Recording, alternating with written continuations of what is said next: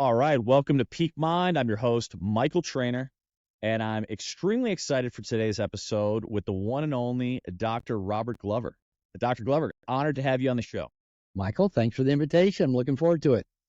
So for those listening, you've done a great deal of work, but I think one of your seminal works and one that has resonated deeply with me, and I know likely many of those listening in the audience, is the No More Mr. Nice Guy. As a self-identified longtime nice guy that has been working to break that paradigm, and in fact had a conversation I think you'd be quite proud of me for, not 30 minutes before our conversation today. But I'd love it if you kind of set out the context for those listening of what exactly is a nice guy, because I think there are many who are listening and many who, as I think we'll get into a little bit later, would like to break out of the mold, the confines of the prison in some ways of being a nice guy. Sure. Yeah. When people reference my book, I've written 4, but when they reference my book, it is usually No More Mr. Nice Guy. It was my first book, and it's really what put me on the map, and it's had a big impact. So my understanding is your audience has men and women in it. So I'm going to be a little bit generic at first, but then more specific. The book, when I wrote it, I directed it at men who are passively pleasing. I don't use the word codependent in the book. That was a very conscious decision, and I explained that. But it's men who believe they have to go along to get along. But this applies to women as well. There's nice girls out there, and I think, nice girls might even have preceded nice guys. My mother was a nice girl. She taught me to go along to get along. And I think a lot of us nice guy men learned it from our mothers. So there are nice guys and nice girls. Either way, a nice guy and nice girl, and from here on out, I'll just reference primarily nice guy unless I'm wanting to make a specific distinction by gender. A nice guy is a person who has inaccurately internalized an emotional belief at a very early age, typically. I'm not okay just as I am. And it's called toxic shame. I'm not lovable. I'm not desirable. There's something wrong with me. If I get found out, I'm going to get hurt. I'm going to get left. I'm going to get abandoned. All of this comes from emotional beliefs that we inaccurately at a very young age. I'm talking about 2 weeks old, 2 months old, 2 years old, 12 years old. And then that internal paradigm has just gotten reinforced through adolescence and into adulthood. So basically what nice guys are trying to do to deal with this underpinning of toxic shame that says there's something wrong with me, I'm not lovable just as I am. First thing they're trying to do is to become what they think other people want them to be. So we're chameleons. If I'm talking to you and I get that head nod that I just got, okay, I'm on the right track. I'm doing it good. So I'm trying to become what I think other people want me to be so that I'll be liked and loved and get my needs met. Second thing that a nice guy's trying to do is to hide anything about them that might get a negative reaction. So if I'm talking to you and I get that kind of squint or look or hostile, I won't go there again. That was the wrong thing to do. So there's no us there. I know me right there for the nice guy. It is that chameleon kind of licking the finger, holding it up. Which way is the wind blowing? I'll become that. And because of that, nice guys, we're not authentic. Even though we might think we're nice guys, we're not particularly honest because we'll just tell whatever story it is that we think we need to tell.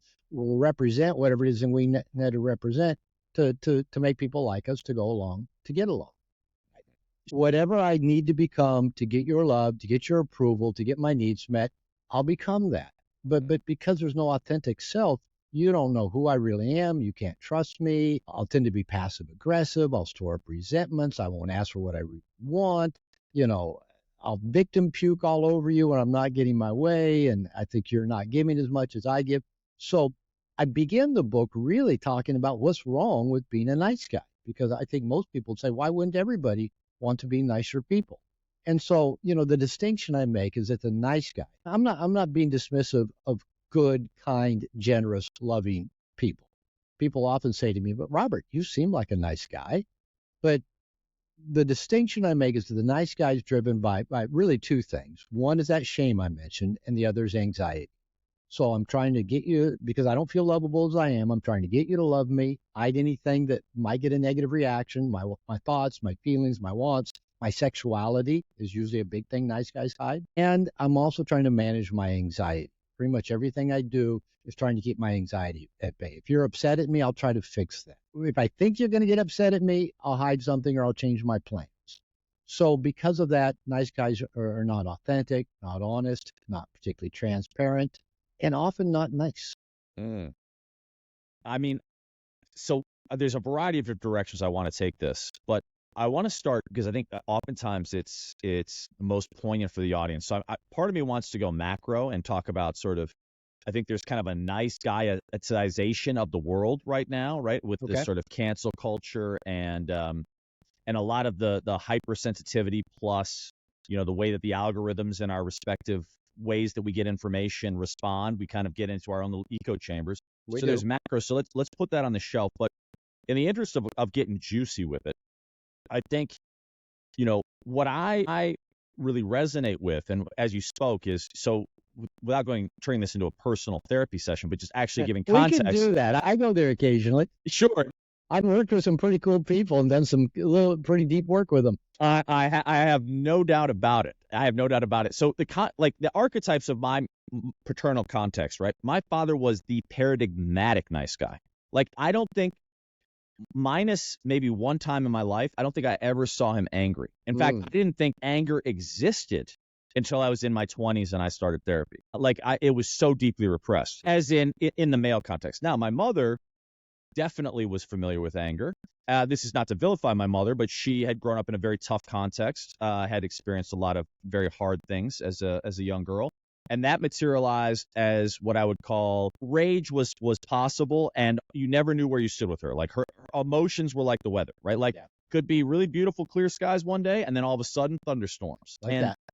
And so what I developed, and I thought of myself, and I still do to a degree, as kind of an empath because I'm hypersensitive, but I realized part of that is also cultivated in relationship with walking on eggshells around the feminine, around my mother, right? Where I never knew which way the wind was going to blow. And so therefore, like I reckon, and part of that actually is honestly turned into a gift. Like, I can walk into a room, sometimes for better, sometimes for worse, and it's like born identity. I can feel out like who's in what mood, who's where. I know exactly what's going on. And sometimes that can be a lot on the nervous system. Sometimes it's really helpful because I'm like, okay, I'm not in the right room. But to your point, I think for many, many years in life, thankfully not as much anymore, my approach was very nice guy. I would go, martyr, give me all your shit. I'll take it all on. Yes, I'm white. Yes, I'm American.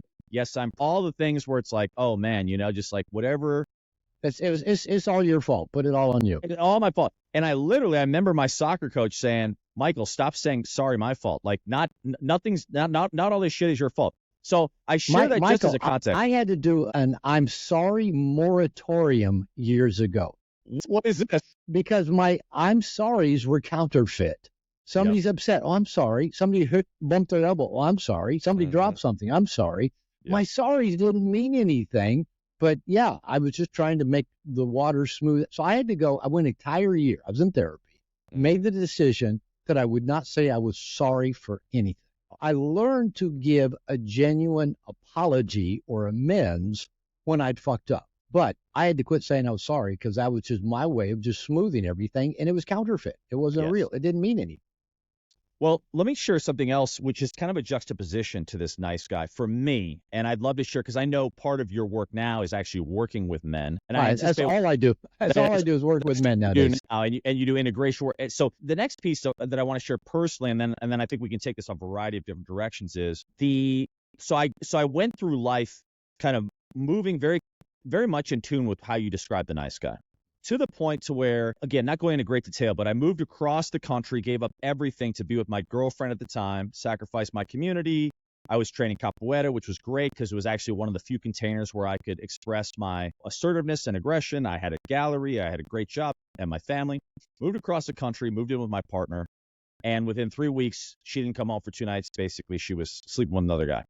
And I went into dark night of the soul. Literally, you look under the sink, beer bottles, weed, anything I could do to numb the pain, I did.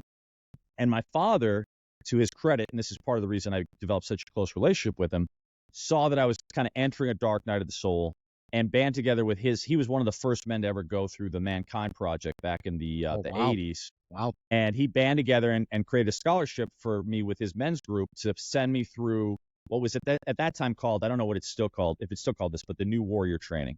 Yeah, which I did that about 6-7 years ago. So it was called the same thing. Okay, beautiful. Yes. So context for those listening, and I don't need to go into the details of it, but it's basically a process of individuation, right? So since time immemorial, boys would be shepherded into manhood in traditional cultures and contexts by a group of men, and that, in my belief, that's one of the things that we're deeply missing in our current cultural context. I agree.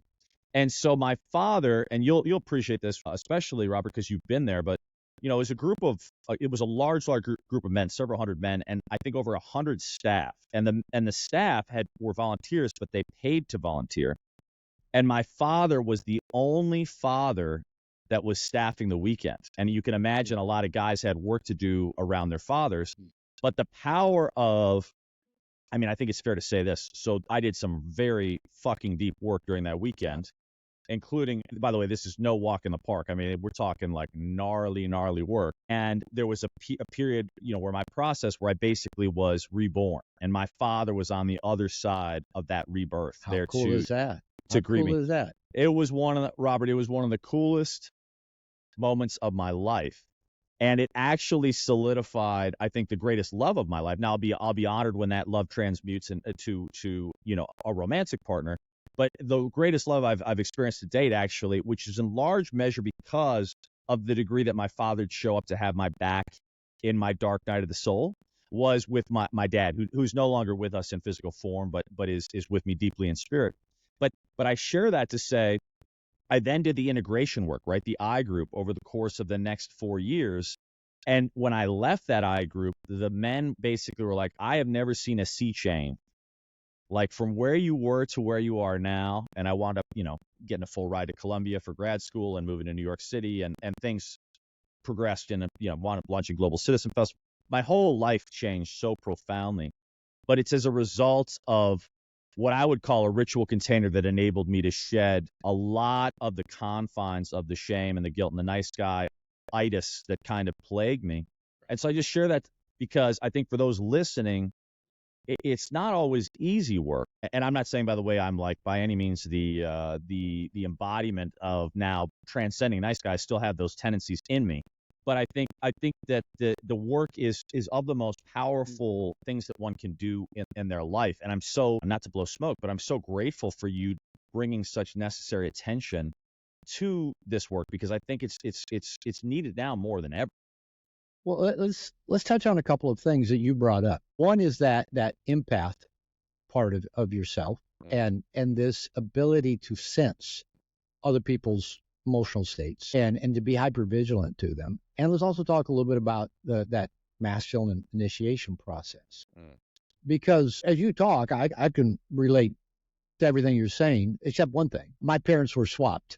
My father was the moody, never knew who you're coming home to, never knew the weather. My mother was more the nice girl, nice guy. But both of us learned how to walk in the front door and look, what's the weather?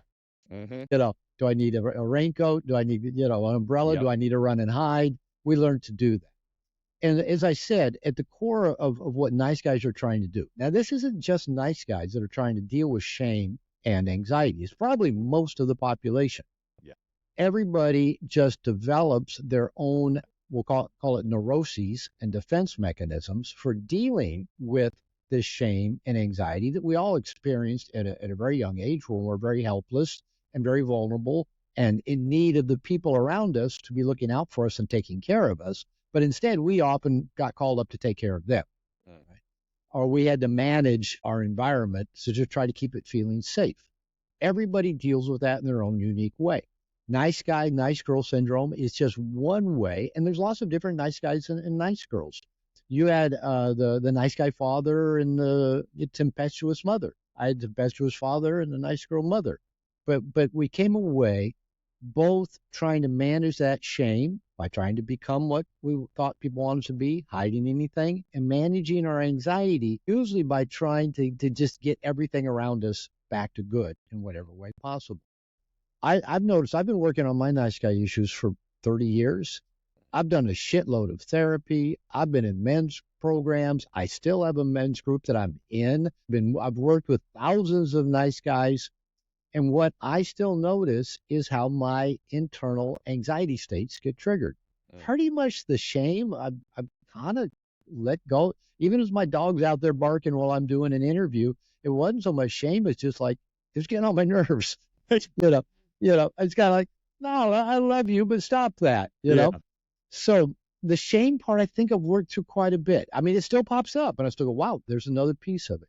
The anxiety part, it's still there. It's very real. And, what we seem to do, and I'm a marriage and family therapist by training. My doctorate's in marriage and family therapy. And so I'm trained in a systems model that says people co-create systems, friendships, relationships, even work systems, that we co-create these to let us play familiar roles. And then they feel familiar to us. So if we had a critical, volatile parent, we're often going to we're going to co-create situations. We're going to invite people into our life. We're going to train them to recreate that for us because it's the relational toolbox that we have. As kids, if dealing with mom or dad, we had to pull out this tool to try to, survive or get along. That's what we carry into adolescence and in adulthood. And if we meet people that our relationship tools don't work on, we move on. But if we meet somebody that, oh, that's a good fit. I got the wrench for that. I got the screwdriver for that. I got the saw for that. And they're doing that with us too. So if we get this, I think it was Pia Melody said that we tend to be attracted to people who have some of the worst traits of both of our parents. And then we co-create systems that perpetuate that. And then we go, why are they treating me this way? Right? We blame it on them. But as Jung said, having is evidence of wanting. So if this is in our life, we've invited it, we've created it. And I'm not trying to be woo about it. You really can't. I've just watched this for 40 years as a relationship therapist, and I've watched it in my own relationships and marriages. So here's this thing. My wife, we've been married going on 8 years now. And I love this woman dearly. She's Mexican, doesn't speak English. I got to learn Spanish in my 50s and 60s, and we have great communication for the most part. But I tell you what, this short little Mexican woman that I didn't know 10 years ago will get this look on her face, downturned look. And I know her ruminating brain is going, as she said, it's a 12 hamster day. It's spinning up there. And she's imagined, she grew up in macho culture where every man's a serial philanderer. And she just knows I'm a guy. And so if I have the opportunity, I'm going to cheat on her. And, those opportunities are everywhere. And so her mind's going, she just knows, if I was looking at my cell, I must have somebody on there. Especially if I smiled while looking at my cell, and her brain will get going, and then she'll withdraw from me. She'll get that look. And I get this reaction like I'm going to die, right? And I'm not going to die. This woman loves me. She thinks I'm amazing. She has my initials tattooed on her body. I've transformed her life. She's not going anywhere. And so I know that intellectually, but just the look she gets. So that reaction I have in my nervous system is not about her. It's old. It's that empathic thing that you mentioned that was probably both of just partly our genetic inheritance. We were just kind of like, my mother, it seems like anytime as an adult I'd meet a woman, and my mother met this woman I was dating or married to, my mother would say, Bobby never did like conflict. And I'm going, yeah, no shit. Who the fuck likes conflict? Exactly. All the women I married the first one didn't either. She was more of an avoider than me. But my second and third wives seemed to really like conflict. I tell my wife all the time, you love to fight. And she does. She really does. In Mexico, if you're poor, you just do whatever you can do that doesn't cost you money. Listen to loud music, dance, drink beer, have sex, gossip, fight. It's all free. So my wife loves to fight.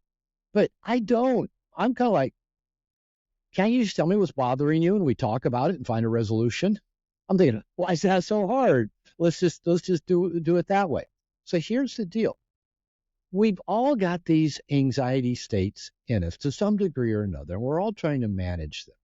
But as you mentioned, our male ancestors were initiated by other masterful men who had been initiated themselves into the scary, demanding world of the masculine. And initiation, in my definition, is primarily learning to get comfortable feeling uncomfortable. Yes. When you did that New Warrior adventure, they put you through things. I remember walking up to the front door and it was dark, and then they go, why are you here? And I'm going, And they want to make it just a little bit scary from there on out. Why did you get here late? Yeah. Oh, yeah. That kind of. And then there's other. We won't go into detail, but there's other things you do that you've got to soothe yourself. But the good news is you're surrounded by other people going through the same thing.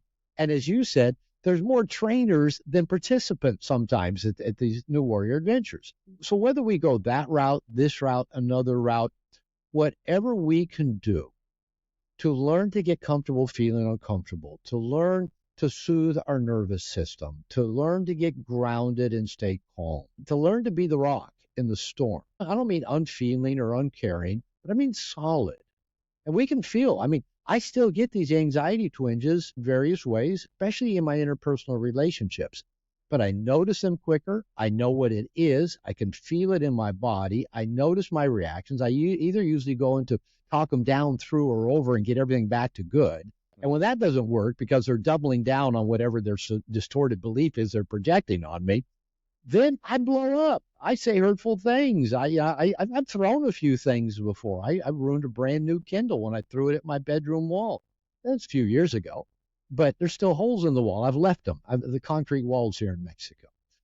Because, it's like, okay, that didn't work. Well, I go to this. Well, that's my nervous system. I haven't thrown anything in years because I've learned to just notice what's happening and soothe it. And then I've got better resources. I can ground myself. I can open. I can get curious. I can pay attention to me, to the other, what's happening in the situation. And yeah, do I still get anxious and triggered? Yeah. Nala barking was kind of, triggering an anxiety response, and I wanted to go make it stop, right? Yeah. So is it still there? Yeah, it'll always be there. But I know what it is now, and I know much more functional ways and tools for dealing with the anxiety or dealing with shame as it comes up. Because I don't think we're ever going to get this stuff resolved. I was reading 4,000 Weeks by Oliver Burkeman. Great book. Yeah, just reading it right now. He's got a new book coming out. I listened to, a chapter from Meditation for Mortals. So I was reading about last night for bed about problems. And he said, we want to eliminate all problems from our life. At least we nice guys do. When we think if I just didn't have these problems, I'd have a good life. But he said, basically, life is problems. And if it didn't have problems, we'd have no reason to live. It would be boring. And so, it's okay. It's okay to have problems. It's okay to be human. It's okay to have shame. It's okay to have nervous system reactions. It's okay to, throw something at a wall and then have healthy shame about it, but not beat yourself up for it. And then just make amends and clean up the mess and move on, right? That's okay. We're human. So I think whatever our initiation is, it helps us. Because you and I probably were always going to have that empathic nature about ourselves. Now, for me, I think it's made me a good therapist. I can sense people's stuff pretty easily. It's also made me a real asshole at times. I know where people's soft spots are. And like my father used to do, I know where to poke and twist because I'm empathic enough. And I'm empathic enough that somebody else's anxiety states, I get triggered by their anxiety states. It's the mirror neurons in our brain that are meant to make anxiety contagious as a survival thing for our species. I can get that too. So it shows up in lots of ways. But you know what? We can turn it into a superpower or we can let it control us. Well, let me ask you about that because I totally relate to the superpower and control. Like it's like the two sides of the same sword, right? A sword can be used to protect or it can, So a couple things you brought up, a variety of things. One is I think men do thrive oftentimes in challenge. Problems is another way to articulate that. Like I feel like we need that. And that's why the process of individuation, I think both of us obviously having done the New Warrior training, like that is meant to be a pretty profound challenge on the other side of which you feel reborn. Another great example. Masterful. You feel masterful. You do. So I was just talking about this the other day, and you'll hopefully, I'm guessing, well, at least you live in Mexico. So the Temescal, I used to live in Mexico. The sweat lodge, to me, is an incredible ancient technology, right? And I could go on about this for hours, but I'll be succinct. The beauty of a sweat lodge is you're going into the womb, right? The metaphorical womb, and you're confronting the fire, and you're going through the challenge as personified by extraordinary heat. And seeing how you show up amidst that challenge, right? How do we, as a friend used to say to me, how do we show up when the heat is turned up? I mean, it's very Yeah. revealing. And a dear Comanche friend of mine once said, as it relates to the fire, he said, people love the fire because they get transfixed by the flames, because the flames are beautiful. He said, but the power is in the coals, because the coals are what keep the fire burning. And to me, I love that, because to me, in those moments where I'm transfixed by the flames, or I'm mixing metaphors here, but the storminess of the seas, I go back to like, where's the strength here? Where's the opportunity for transmutation? And that in the Temescal is the coals, right? It's where we can transmute our pain, we can transmute our suffering, and we can come out of the Temescal, or the challenge, the initiation, born anew, right? Come out of that metaphorical womb, reborn. But if it weren't for the challenge of it, it wouldn't be a transformational technology. You wouldn't feel anew on the other side. I think that's so powerful. We don't have a conscious orientation of those kinds of rituals, routines, ceremonies, or even the notion of the masculine shepherding forward the younger boys through these kinds of processes so that they can get reborn on the other side. Now we have proximate challenge, right? We have all these young boys basically playing Call of Duty in a video game, seeking the status and seeking the, in a virtual worlds, and obviously looking for connection with women and pornography and all kinds of things that are now digital proximates, I feel like. And to me, that's where my concern is also, is like, how do we hold both the great aspects of these traditional cultures and then use them to navigate the complexities of the modern world? I don't know if you have any thoughts and insights around that, but I think. Well, I've got a lot of thoughts. I mean, you keep teeing stuff up for me. You said we were going to go an hour, 15 minutes. I'm going, no. Okay. One of the things, again, for the last 20 plus years, my work's just been with men. I just work with men. For many years, I worked with couples and women, and I led groups. I've done a lot of different things over the last 40 years. But for 20 plus years, I've just worked with men. I love working with men. One of the things that I see, probably maybe beginning with my generation, kind of I'm tail end baby boom. I'm 68, is that we didn't get any kind of real initiation. We were taught to embrace your feminine side, and I wore flowered shirts, and I had hair down to my shoulders, and people used to tell me I looked like Charles Manson, kind of did. And, we were rebelling against our fathers, who we saw as kind of rigid assholes that started wars and, raped the planet and stuff like that. And so we got alienated from our fathers. So we didn't get taught or trained by them for the most degree. And, it's interesting you mentioned your father being a nice guy. When I first started working with nice guys, most men I worked with had an alienation with father, that dad was never around, or he'd left when he was 3, or he was an asshole, or he was an addict, or a philanderer, or whatever. Nowadays, most of the younger nice guys I talk to, now they call them simps, is what, the social media term. Most of them say, my dad was a nice guy, and all he really taught me was, don't piss off your mother. Because that's what he was trying to do. He was walking on eggshells. And I think about it, my son, who just turned 39, is a millennial, and he grew up with a nice guy father, and so that there's been that transition. But either way, whether our dad was the absent or asshole dad or the nice guy dad, teaching us not to piss off our mother, we didn't have anybody to help us through that masculine initiation. And so I say most men nowadays are living in what I call the nursery, where nothing's required of us. There's no real challenge. I mean, a young man today doesn't really have to do fucking anything to survive. You can kind of just hang out at mom and dad's house, or, play video games, surf the internet, build your click funnel that's going to make you $1 million and 10x it and all that stuff. But, just you can waste a lot of time. And with social media, with the internet, 24/7 Netflix, 24/7 internet news, everything gets pushed to us. There's no challenge in that. We're just, you look at Generation Z, and they're some of the most informed, smartest young motherfuckers you're going to meet. And, they have the enthusiasm of a 21-year-old life coach. That's where I want to go get my coaching, is somebody that grew up, watches shit on the internet. They know a lot of shit, right? and they're functionally worthless. Mhm. And so what's happened, somebody asked me on a podcast a while back, why is this nice guy syndrome so sticky? And especially in terms of this constant, trying to please women. And I said, well, if you think about it, it makes sense. As little boys, as babies, as infants, we came into the world born of a woman. Primary caregiver, first caregiver was female, was a woman. Maybe we had other caregivers, they're probably all female. We go to preschool, all female. Go to kindergarten, it's female. Go to elementary school, it's all female. So not only did our first caregivers, we had to learn how to please them, get on their good side because we were dependent. We needed them to like us and want to take good care of us.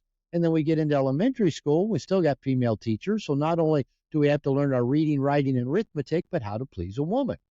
And then we get to junior high and adolescence, and we're trying to please these girls that just complain about the jerks, but they keep going to the jerks. And they say they want a nice guy, so we try to be the nice guy that doesn't get us the sexual access that we thought it was going to get us. So here's the problem. Trying to get approval in the feminine world. You mentioned the weather, right? The feminine is the weather. It's the yin, right? It's not stable. The feminine is everything that's not nailed down. And here we have this generation of men trying to get the approval from the yin, which has no structure to it. There is no way of knowing do you have an approval. I mean, if any guy's ever been in a relationship with a woman, they like you one day and they think you're an asshole or jerk the next day. That's the feminine. It changes. There's no wait a minute, I thought I had gained your approval. How did I lose your approval? But in the masculine world is all about structure. It's all about hierarchy. And I'm not saying one's good, one's bad, but I'm saying that the men of the last few generations have not been initiated into the masculine world where you know where you stand. You know what you've attained. You know if you hit a home run. You know if you scored a basket. You know if you made $1 million. You know if you got a promotion. In the masculine world, you know what it takes to achieve the status or any kind of approval. The feminine world is constantly changing. It's a moving target. It's whack-a-mole. You never know what it takes to get the approval. Now, here's the problem. Back in even if we just go back, 150 years ago, boys grew up, they're out there working with their dads, working with their uncles, working with their grandpa, working with their cousins, learning how to do the things they needed to do to learn how to survive as a male. Nowadays, that's not happening. And there's no masculine initiation like tribal days where you were actually put in harm's way and, kind of watch the movie 300, the boy in the cave with the spear and the wild animal. There's nothing like that. We haven't had that for centuries. Okay. So now throughout history, boys always, for the first 8, 10, 12 years of life, were raised seeking the approval of the feminine for the women caregivers. But in the past, about 8, 9, 10, 12, the men came, took them out of there, put them in a life-threatening situation, taught them to get comfortable feeling uncomfortable. And once they passed, they were welcomed into the world of the men. And now they got sexual access to the women, their age, but they didn't go chasing the women. The women came to them because the men had power. The men could provide and protect. The men had what the women wanted to feel safe and procreate. That doesn't happen anymore. So now the boys are just, young men having everything pushed to them, trying to please the women, trying to figure out what the women want, just watching more Netflix, smoking more dope, watching more porn, more social media, swiping this way on Instagram, this way on all the swipe right apps, and it's all pushed. And that's not their fault. It's not the millennials' fault. It's not Generation Z's fault. It's the fault of the elders, of the older men who have not provided the container to get the boys out of the world of the feminine, the nursery, and into the world of the masculine, which makes them inherently attractive to all things feminine. I've been saying something for a while now. And whenever, if I say this to a female interviewer that's maybe a woman who's a dating coach, whether with men or women, and I said this on Chris Williamson several months ago, and he picked it up and I think almost made it viral. But I said the feminine is highly attractive to a man who's comfortable in his own skin, knows where he's going, and looks like he's having a good time getting there. And whenever I say that to a woman, like interviewer or coach, they all go, then just it's instinctive, it's reflexive, right? And how many men do you know who are comfortable in their own skin, who like themselves, who can walk with good posture, who can walk into any room and not be riddled with anxiety or fear or making a mistake, who just like them, you know? How many of them know where they're going? How many men do you know have purpose and passion about them? And how many men do you know, while living with purpose and passion, are having a fucking good time? I mean, people, all things feminine, women, dogs, cats, babies, adventure, money, opportunity is highly attracted to that kind of energy and life force.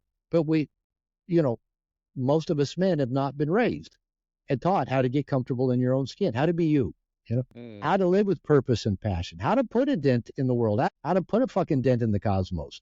And we've not been taught how to do that and have a smile on your face and have a good time and have a sense of humor about this cosmic joke that we're all living in. We're all going to fucking die and go, why was I worried about how I looked on social media? I'm dead. Oh. It's a joke. It's a big fucking cosmic joke, but we all take it so seriously. Totally. Man, I love what you shared there. You just dropped some serious wisdom. What it evokes for me is totally agree. And the masculine now, without the elder generation shepherding forward the young generation of boys into manhood.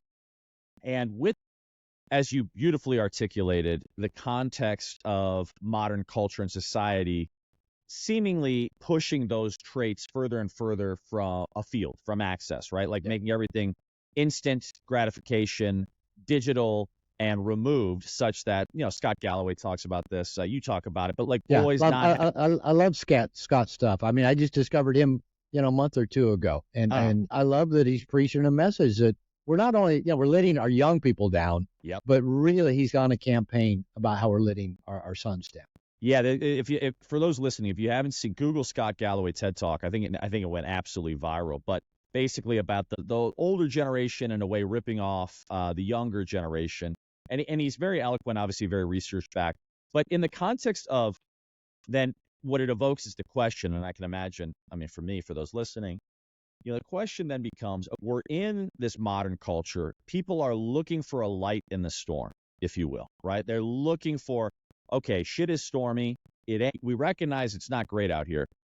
Now, there are lights, some of which I would say are healthy, some of which are, for lack of a better term, toxic or not healthy, dark. Yeah. And then the interesting piece is some of them are kind of like in the middle.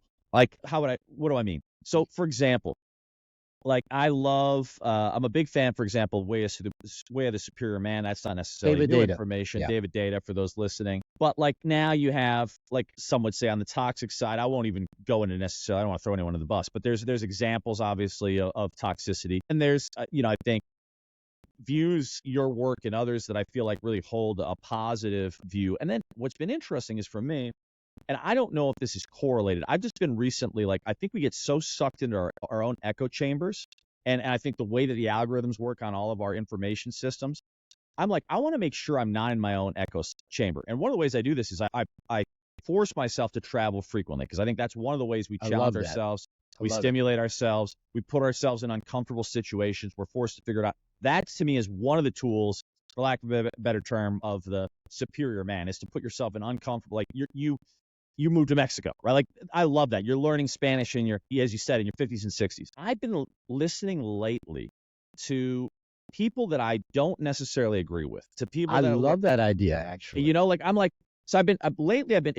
looked like guys on YouTube, oftentimes British, oftentimes actually younger than me. Usually I'm looking to my elders. And some of them are talking about what Chris Willicks calls like this red pill movement, which I do not every aspect of which I align with at all. Chris did not name it red pill. It was named red pill a long time ago. Yeah. Okay, there you go. That was my first familiarity with it. But So these guys, what I like about it, right, is like, so there's a guy, for example, I've been listening to, named Hamza, and he's he's a younger British guy, probably only 25, 26.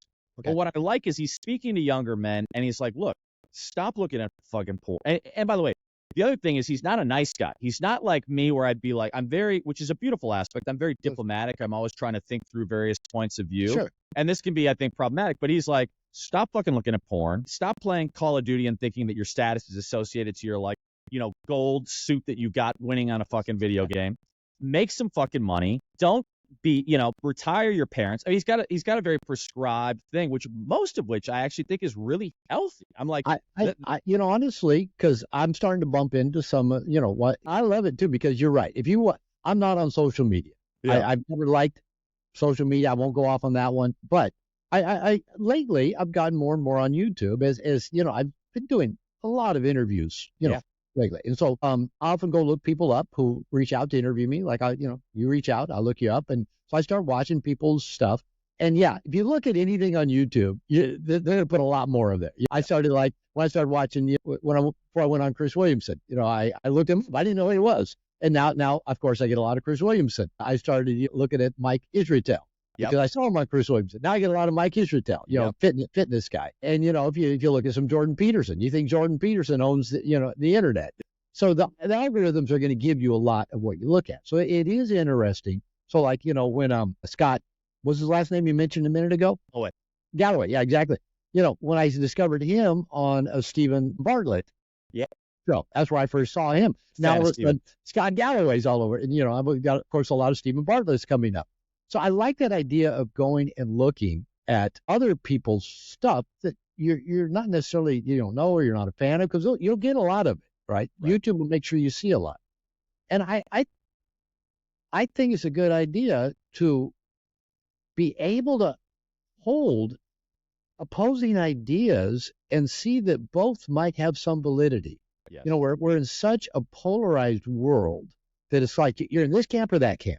You can't have a political discussion anymore, or you can't talk about vaccines or the pandemic because everybody goes to their crazy extreme. But you know what? It doesn't matter whether we're talking about abortion, women's rights, immigration, any political topic. There are highly intelligent people who are well-informed, well-researched, and very articulate on both sides. Yes. Always have. If it's a significantly complex subject, there will always be well-informed, intelligent people on both sides. Now, am I arrogant enough to think just because I lean in one direction or the other on any side that I've got truth on my side? I think it's actually humbling to realize there's somebody that has a different point of view and perspective and argument than me, and they're fucking smart and they're fucking well-researched, and maybe they've got something to say.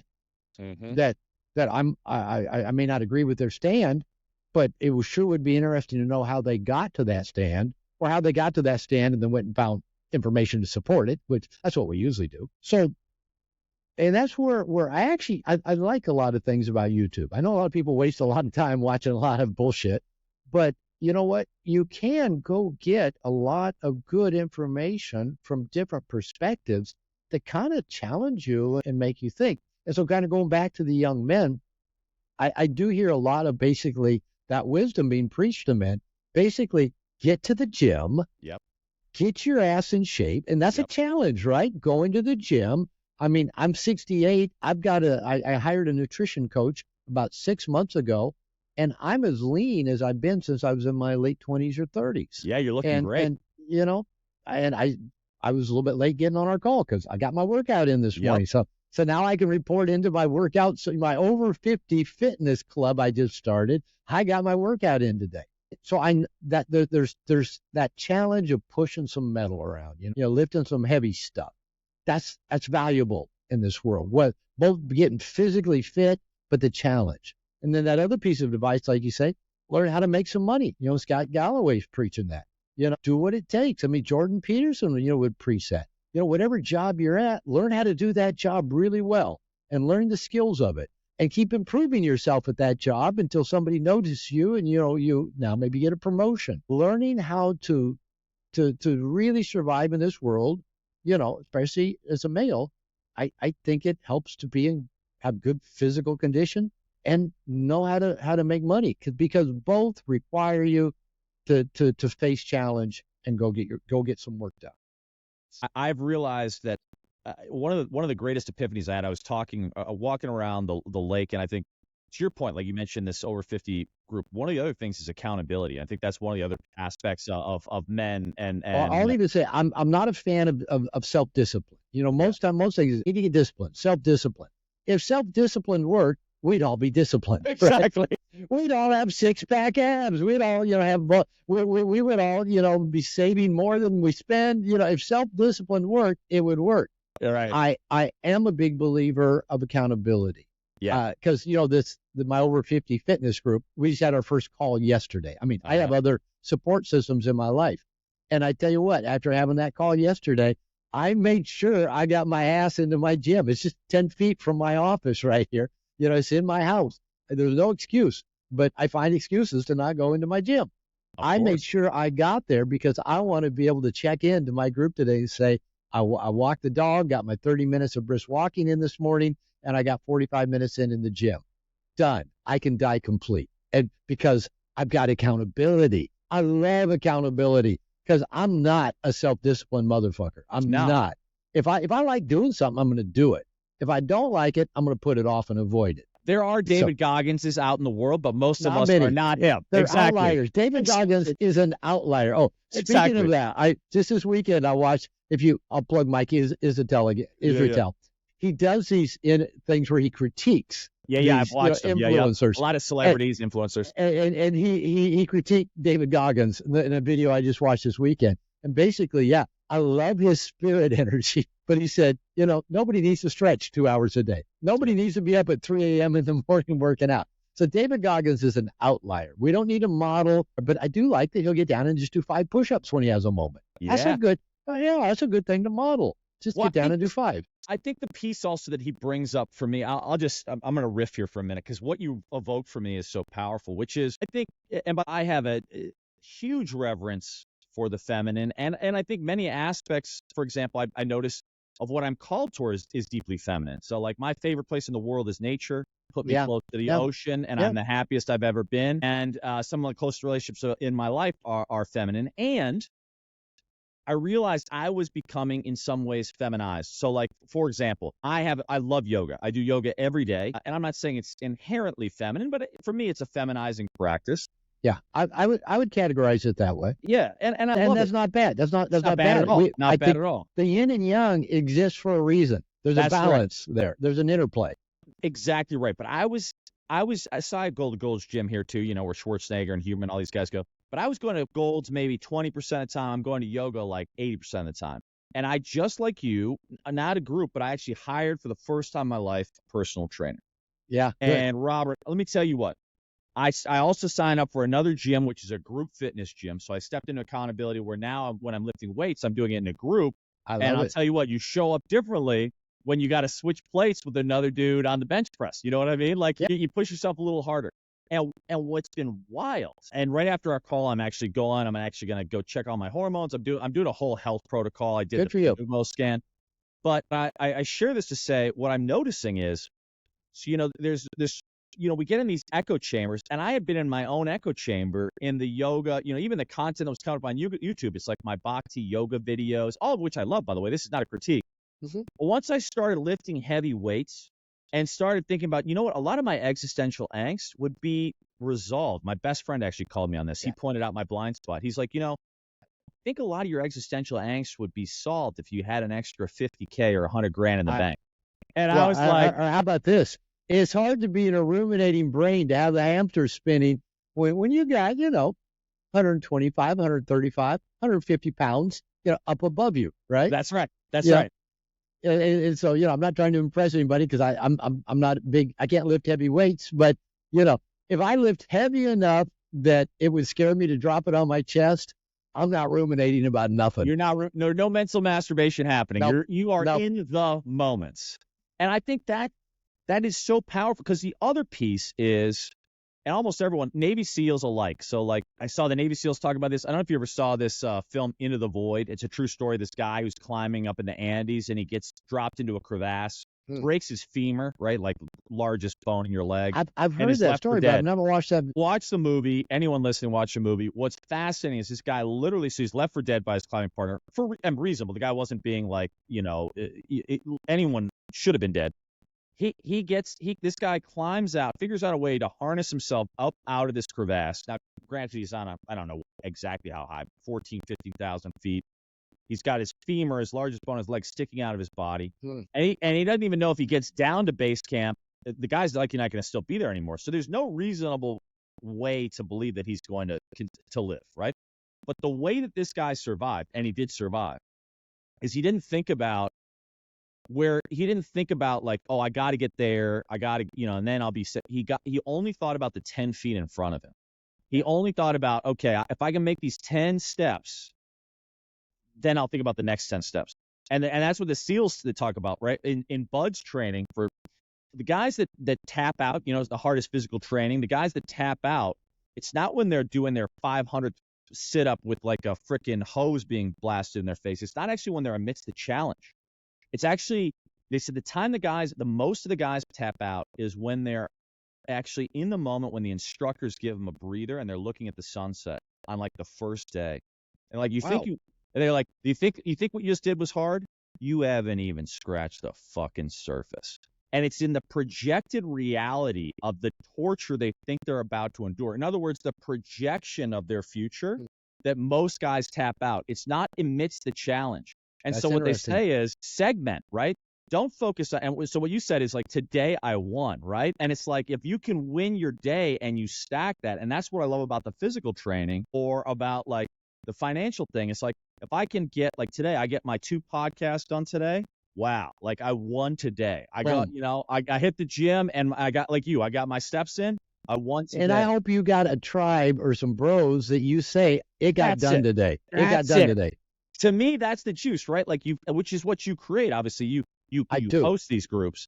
So, but okay. So we've I think determined some really critical aspects for lack of a better term, the superior man. I don't know if you have your own language for that, but what would be any other tenets that come to mind for you as it relates to, let's call it, I don't want to say the antidote to the nice guy, but like if you were to think about what the vision of your version of the superior man looks like, right? Which, as you talked about earlier with the women, it's a man who's, on purpose, with passion, who's also got this playful aspect. You talked about working out, you talked about making a bit of money, you talked about accountability. Are there other aspects that you think are core that we could share that might help men? I'm a teacher by nature. So, I like illustrations. I like metaphors. I like illustrations. So one that I've used for quite some time, because, everything I've ever written or taught about has come out of my own search, my own struggles. I'm curious and I'm kind of a systems analyst by nature. And like, if something isn't working, I want to go figure out why. Right. So, me being a nice guy, why isn't this working? How come I'm not getting the love I want and the appreciation and the validation? And so, like everybody else, I've struggled with how to be happy in life, how to get what I want, how to wake up every morning and say, I'm glad to be alive. I don't wake up every morning, thinking, oh, I'm lucky to be me. Sometimes I wake up and go, what the fuck? I'm sad today. And I don't even know why I'm sad. So, I'm just learning. Okay. Every day's a different day. But for me, over time, the things I found, I'm really a big fan of doing what I call living in your sweet spots, of living in those spaces that just feed you the most, that really help you be at your best and really love your life. And, when I discovered Mexico 20-something years ago, I loved it. I knew it was a sweet spot here in Puerto Vallarta. I was sitting out in October on an outdoor, restaurant, block from the beach, and it was warm and a little muggy at the end of October. I'm having a 2-for-1 happy hour, big goblets of margaritas and guacamole for like under $5. And I'm going, I like it here. I'm going to come back. I'm going to work on my Spanish. Yeah. I didn't know I'd live here. I didn't know I'd marry a Mexican woman and own a home and this be, where I live. But it was a sweet spot. So I really try to spend as much time as I can in my sweet spots, and I try to stay out of them. For example, I love doing these interviews, but I tell you what, sometimes I get to where I remember a few weeks back, I did 11 interviews in 1 week, and like three on a couple days. I was exhausted when that week was over, and my whole weekend I was sitting here on Zoom. If we were talking in person, I probably wouldn't be so tired. Right. But just being on Zoom, and when my calendar is just red square after red square after red square of time I'm on Zoom, so I consciously now reduce the time I'm on Zoom calls, and or if I can, I go stand up at my stand up desk and wear different kind of earbuds that aren't so I just mix it up. Yeah. So I've always been the searcher. Where am I in my sweet spot? So my great cake of a life metaphor, and especially apply this to men in terms of just how to live their great life, but also in terms of the relationship with women, with the feminine. Most nice guys tend to make a woman their cake, or at least the key ingredient, and the cake's a metaphor for their life, right? And I used to always do that. Oh, if my woman was happy, I'm happy. I told my first wife, I think I put this in No More Mr. Nice Guy. I remember telling her, I don't care if I ever come, meaning sexually, as long as you're happy. And I'm going, oh my goodness, that's not a good way to live my life. But I was making her the cake, right? If she was unhappy, I wasn't happy. So my metaphor for great cake, it's evolved over time, but my key ingredients are I do have to be living with purpose. I got to know what I'm about. I got to be doing something I think makes a difference. And people always talk about finding your purpose in that. I've typically found purpose in either just doing what either really excites me and I enjoy, or doing the things that looking for something that I don't understand, challenge. So I found purpose in those ways. So I think there's got to be some purpose in there for men. I believe we have to have connection with other men. Nowadays we live again in this feminized world where, we are surrounded by the feminine. And that's great. Our ancestors spent the majority of their time with men. It wasn't probably till following World War II that men in general started spending much time in their day around women, even guys that were married and had families. You were out of the house all day. And when you went to work, it was all dudes. It was all guys with very few exceptions. I'm not saying that's right, wrong, good, bad, better, worse. But, when we went off to fight World War II, the men are out fighting in the battle. Somebody had to build the planes, the arm, the bullets, the guns. Someone had to be the nurses and take care. So the women left home, went into the workplace. Men come back from the war when it's all over.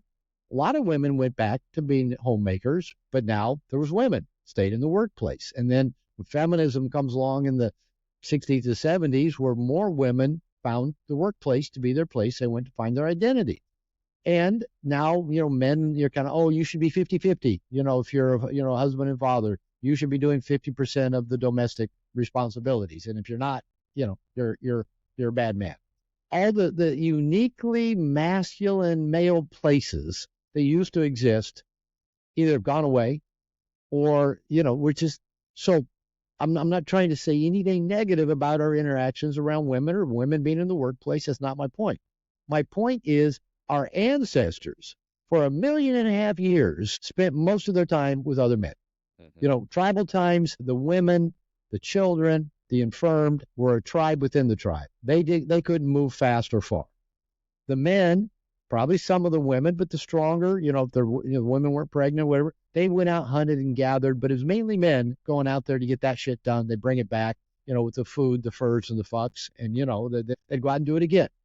Up until, like I said, 1930s, 1950s, men, went out to the farm and worked all day. They went to their job in the factory and worked all day. The majority of men's time was with other men. That was just almost exactly opposite. So I think for me to be at my best, I got to be around men. I got to connect with men. And I just need that. My household is somewhat feminine. I work at home, I do everything. But, my wife's here. I got a 16-year-old daughter. My son's girlfriend lives here. My dog, is feminine. My wife's sister's here because my wife just had surgery last week. There's a lot of feminine energy. I got to have my bros. I got to have my connection with men. That's why I started a men's membership program, and I'm in programs that nurture me. So we need we need our purpose and passion. We need our men. We need challenge. We men are activated by challenge. We feel masterful by challenge. We're internally validated through a job well done. We don't need the praise. We don't need to do a touchdown dance when we've done something well. We just know we've done a good job. We can go to sleep tonight going, I'm good. Yeah. Tomorrow's another day. I did it today. So we need challenge. Part of that challenge is I believe we need regular strenuous exercise. Uh-huh. Our ancestors walked 20 plus miles a day hunting and gathering. We've always, been in a very physical world. Now we live where everything, is done for us. I got a gym in my house. I got a swimming pool in my backyard. It's right here. And I still don't use them. I sit on my ass most of the day. I'm trying to change that because I feel better when I get the regular strenuous exercise. When I wake up those mornings and I go, why am I unhappy? I start doing a check. How am I doing on the great cake? Have I been living purposely? Have I been connected to my bros? Am I leading the challenge? Have I been working out lately? When was the last day I got my ass into the gym? And so usually when I'm not feeling at my best, it's usually a combination of I haven't been connected with my guys and I haven't been doing the regular strenuous exercise. Now, I believe also another piece of a man's great cake is some sort of, for lack of a better term, a spiritual practice. Maybe that's personal growth, personal development. Maybe it's religious. Maybe it's meditation. Maybe it's spending time in nature. Something that just, fills and serves both. So I think there needs to be some sort of just that spiritual practice. And I think that one more piece is we need to serve. We need to give back. I think if we're just about us, we're not making the biggest impact on the world. So part of what I think we need to be doing is generously serving and giving and caring for the world, for the people around us. So that's kind of my key ingredients of the great cake. And then I tell men, and then a great woman or great women, depending on how you roll, are icing on top of the cake. Because you know what? We can have cake without icing. And it's still good. And icing just, adds that extra touch, extra sweeter. But you don't want to live off icing. You don't want to live off the sweet stuff on build the great cake, and then you'll attract amazing feminine opportunities and make them the icing. Never make them the cake. And in fact, I would surmise based off how you just articulated that many men who try to make the icing the cake, that's probably where they get it wrong, right? Because part of me was like, we're, moving closer to our time. I was like, man, I wanted to get into a whole show around dating and attraction. And what's beautiful. I warned you before we got on this call. It would go longer than what you thought, and we won't get to talk about all the things you really want to talk about. That's right. Well, at some point, if you're willing, I'd love to have you back on to go deeper on some other topics, because I feel like you're a fountain of wisdom. But in terms of the icing, so the guys that make the icing the cake. In other words, so I'll give an example because I think it's tangible. So and it's very relevant for me. I had a woman. Now, to be fair, this is not a woman I'm chasing after. However, I had a woman reach out to me.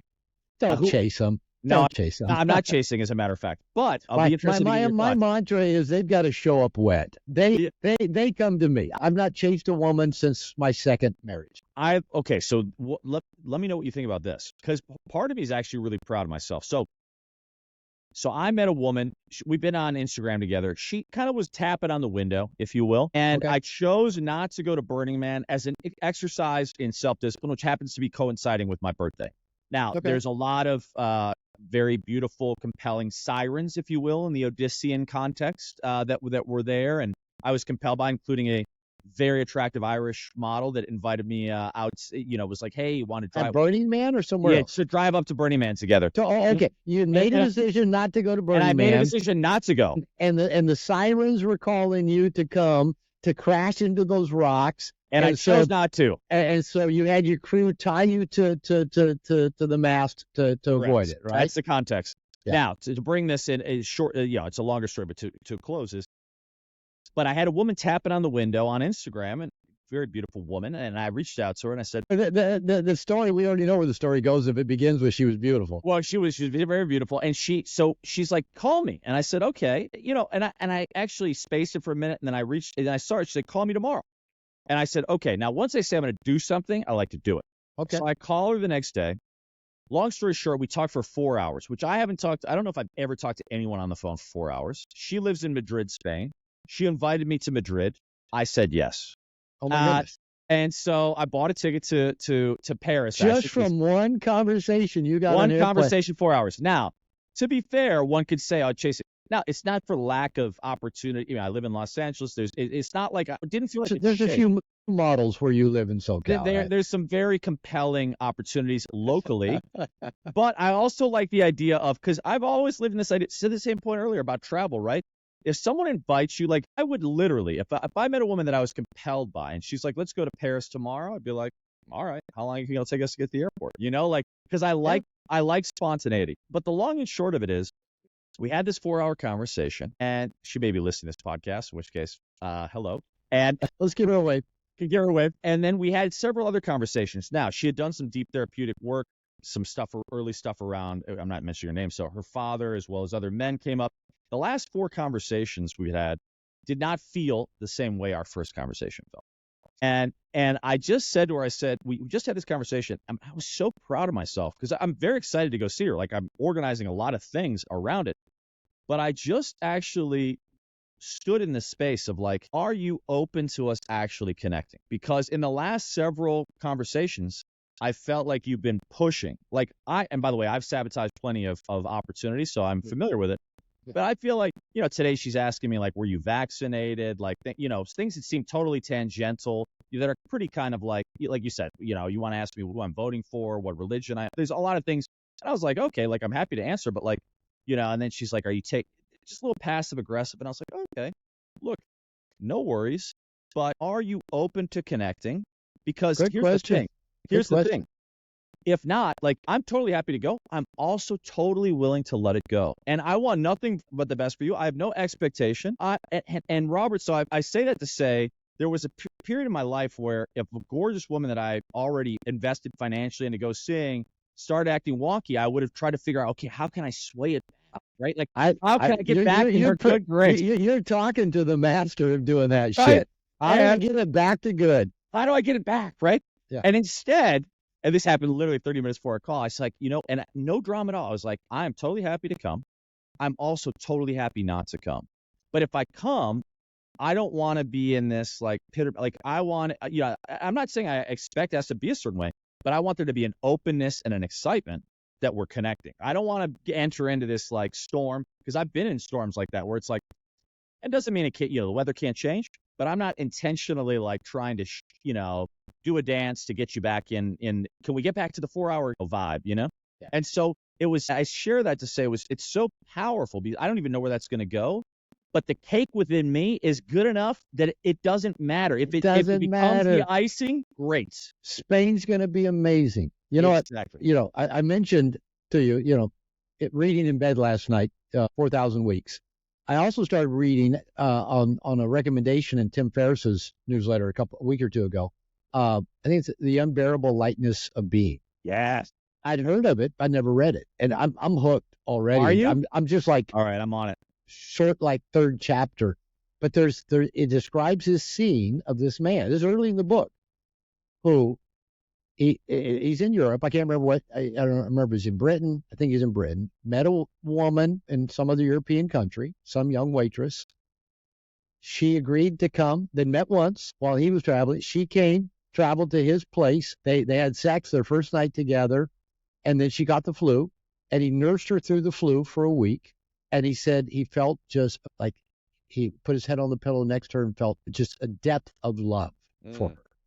So she leaves, goes away, and he's now staring at a wall, contemplating, is this real? Did I really fall in love? I know if I call for her, she'll come again and she will be with me and she'll want to be with me forever. Or is this something I just made up? Or is this my imagination?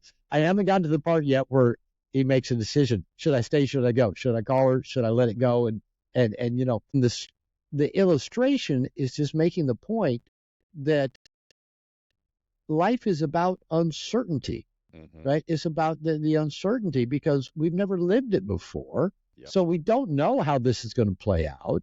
And we're not going to, he's saying we don't get to live it again, so we don't get to learn from it the next time around. There's no way of knowing if you're doing the right thing here, right? And what if you don't have to know? I think if you have certain parameters, like I'm not going to chase her, I'm not going to put up with stuff that feels bad to me, I'm not going to, go into, let my anxiety drive the bus, and just go for the fucking adventure of it. I do have to tell you, I made a trip to Germany from the U.S. once for a woman I'd met once and spent an hour with. Wow. And I made a trip to Germany. She'd been visiting her parents in the Seattle area where I lived, and she grew up military parents, so she was born in Germany. Parents moved around a lot, but she was living in Germany, visiting her parents. I met her on Match.com. We went on one date. A snowstorm came in, so I had to end it early and go home because of blizzard. And then she got back to Germany, said, "Would you like to come visit?" And I go, "I've never been to Europe." And she goes, "Because I'm going to be moving back to the States in about 2 or 3 months. And so I'm here." And I said, "Why not?" And I did. And I had a good time. And when she came back, we dated some, and we realized it didn't work. But then we both had a mutual, yeah. And I'd introduced her to some of my friends, and she stayed friends with some of my friends. So I still saw her, met her husband that she, married down the road. But it turned out well. But I wasn't locked into this thing had to be. It was like, fuck, why not? Yeah. I'm going to give you, maybe we'll wrap with this piece. This has been life-changing for me. I met a gay couple down here in Puerto Vallarta 15 years ago. They ran a bed and breakfast. It was just the coolest place. And it just was a beautiful little bed and breakfast, just 4 or 5 rooms in it. And they were in their 70s or 80s when I met them. One was American, the other was German. The American was stationed in Germany after World War II, is where he met them. And they were both gay. They fell in love, married, moved to America, ran restaurants in La Jolla, California, German restaurant, got rich, traveled, had many adventures. Now they bought this B&B in Puerto Vallarta. My mother even fell in love with it, fell in love with Al and Ernie, the gay couple. They both have passed away. Ernie, the German dude, was just the best storyteller with a strong, fresh off the boat accent. And I asked him one time, "Ernie, how long have you lived in the U.S.?" And he goes, and he said a date. He'd lived in America longer than I'd been born. And he still spoke this English like he just got off the boat. And he had so many beautiful, so many great stories. And he was a drunk, and and what the drunker he got, the better the stories got. But he had one line he used to say over and over and over again, and it was just simply this: "It's a sin to say no when you should have said yes." Mm. And then he'd go, "It's a mortal sin to say no when you should have said yes." I took that seriously. And for about the last 15 years, every interesting door that opens, I've said yes. I've walked through it. People said, "Robert, how'd you meet your wife?" "I was just walking down the street in Puerto Vallarta. I heard a voice say, 'Hola, señor, want a massage?' I said, 'No, hoy, tal vez mañana, not today, maybe later.' I thought, I liked her voice. Turned around, walked back, got a massage. We've been married almost 8 years now. The house I live in found me. My dog, Nala, that I love, found me. All the art in my home, in this office, it's all found me. Every good thing in my life has just presented itself, and I've said yes. But that is so foreign to how I lived my life prior. In my nice guy life, I had to do everything right. I lived with fear, lots of anxiety, don't want to make a mistake. If I had to make a decision, I'd talk it over with people forever. I'd research the hell out of it. I would consider everything that might happen. And you know what? Didn't get much done, didn't have a very big life, didn't accomplish much. But when I started saying yes to every open door, every adventure, and you've said yes to this adventure, this open door, and people would then say, "Ernie, how would you know that you should have said no?" And he said, "You usually know in 24 hours. Yeah, I bet. Okay, so go to Spain, and I promise you'll probably know in 24 hours. 24 hours, baby. But we'll you know find what? out. Have a fucking good time in Spain, and